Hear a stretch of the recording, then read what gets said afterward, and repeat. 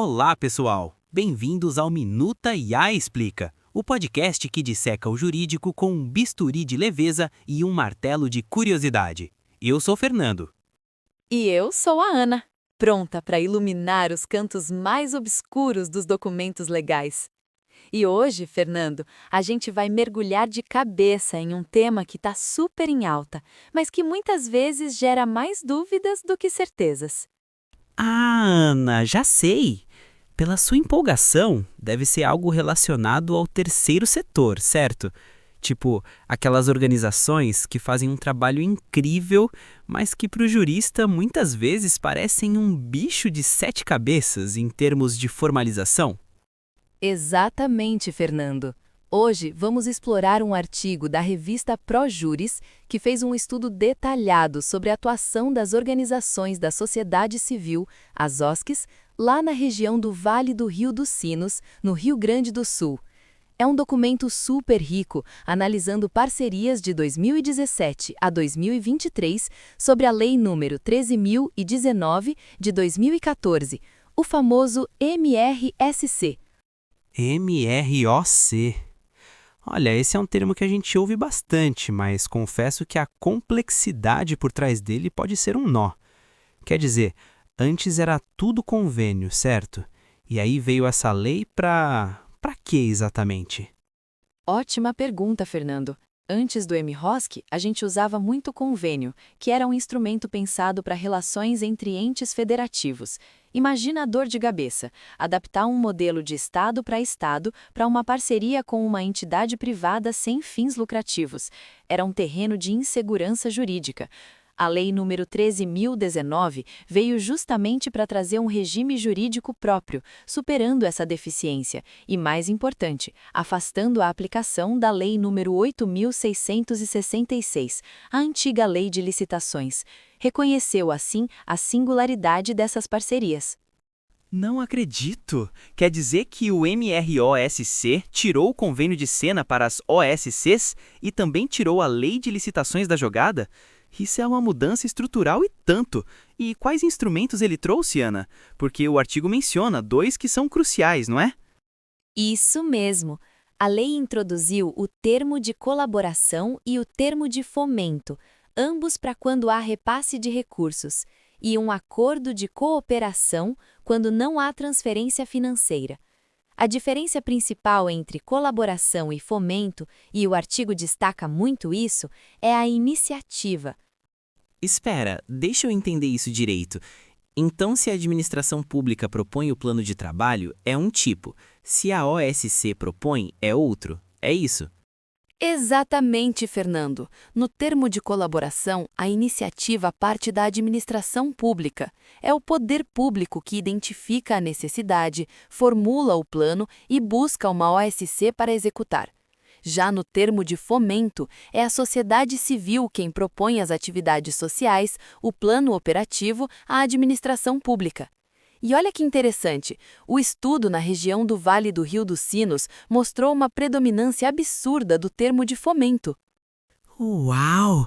Isso é incrível! Quer dizer que a sociedade civil está muito mais ativa em propor soluções do que a própria administração pública? Eu sempre imaginei que seria o contrário, com o Estado ditando mais as regras.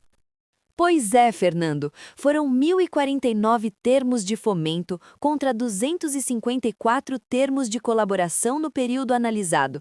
Isso é uma prova concreta da natureza democrática do MRSOC. As OSCs estão pegando o protagonismo, propondo e executando os objetos sociais, o que é um baita avanço para a gestão pública democrática. Faz todo sentido. O próprio artigo, inclusive, fala do procedimento de manifestação de interesse social, o PMIS, como um canal para a sociedade apresentar essas propostas. É o cidadão, o movimento social, a OSC identificando um problema e sugerindo a solução. Isso é empoderamento cívico na veia. E, Ana, quais foram as áreas que mais se destacaram nesses termos? Nos termos de colaboração, onde a administração propõe, a assistência social liderou com 41% dos contratos. Depois, educação e cultura. Mas nos termos de fomento, onde a iniciativa é da OSC, a educação disparou com 44% das parcerias, assistência social em segundo, com 26%. Isso mostra que as OSCs têm um olhar muito forte para a educação. E o artigo traz exemplos bem palpáveis, tipo em Novo Hamburgo, um termo de colaboração para casa-lar para crianças e adolescentes, e em São Leopoldo, refeições para pessoas em vulnerabilidade. Isso é o Estado agindo para garantir o mínimo existencial, o que nos remete aos direitos sociais de segunda geração. Precisamente, Fernando. E o documento ainda destaca um termo de colaboração de 2 irmãos, que destinou 41 milhões de reais para a administração do único hospital do município. É um valor expressivo, mostrando o peso dessas parcerias, mesmo quando a iniciativa é do poder público. Mas a educação infantil, especialmente em tempo integral, também aparece com força nos termos de fomento, como em 2 irmãos, com 12 milhões de reais para atender mais de 1.000 crianças. Caramba! 12 milhões de reais para educação infantil em uma cidade com 30 mil habitantes?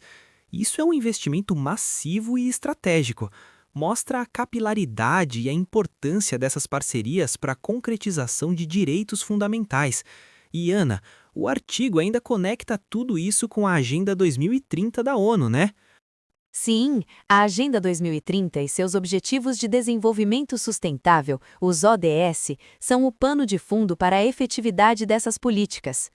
Erradicação da pobreza, saúde, educação de qualidade, igualdade de gênero, tudo isso dialoga diretamente com a atuação do terceiro setor e as parcerias regidas pelo MROSC. É uma sinergia que mostra como o direito pode ser uma ferramenta poderosa para o desenvolvimento social. E me diz, qual foi a cereja do bolo que você tirou desse artigo? Aquela informação que te fez pensar: nossa, isso é muito legal! Olha, Fernando, o que me surpreendeu e me deixou otimista foi a constatação de que o termo de fomento, ou seja, a iniciativa da sociedade civil, tem uma abrangência de áreas de atuação social muito maior. 10 segmentos distintos, enquanto as propostas da administração pública se concentraram em 6. Isso demonstra a capacidade da sociedade em enxergar lacunas e propor soluções diversificadas, sabe? É a democracia se materializando em ação social. É a sociedade dizendo obrigado, governo, mas temos umas ideias geniais aqui. Muito bom. E Novo Hamburgo, o município pioneiro, realmente se destacou. Mas 2 irmãos, mesmo menor, mostrando uma proatividade impressionante. E Sapiranga, a única que ainda não entrou no jogo dos termos de fomento. Ponto a ser observado. Exatamente. E foi isso por hoje, Fernando. Essa análise nos mostra que o MROSC não é só mais uma lei, é um catalisador de transformação social. Sem dúvida, Ana. E para quem pensava que o direito era só papelada, o Minuta IA explica, prova que ele também constrói casas-lares, oferece refeições e manda criança para creche. Isso mesmo! E não se esqueçam de ficar ligados no próximo episódio do Minuta IA Explica, onde a gente vai continuar desvendando o mundo jurídico de um jeito que você nunca viu. Até a próxima, pessoal. Tchau!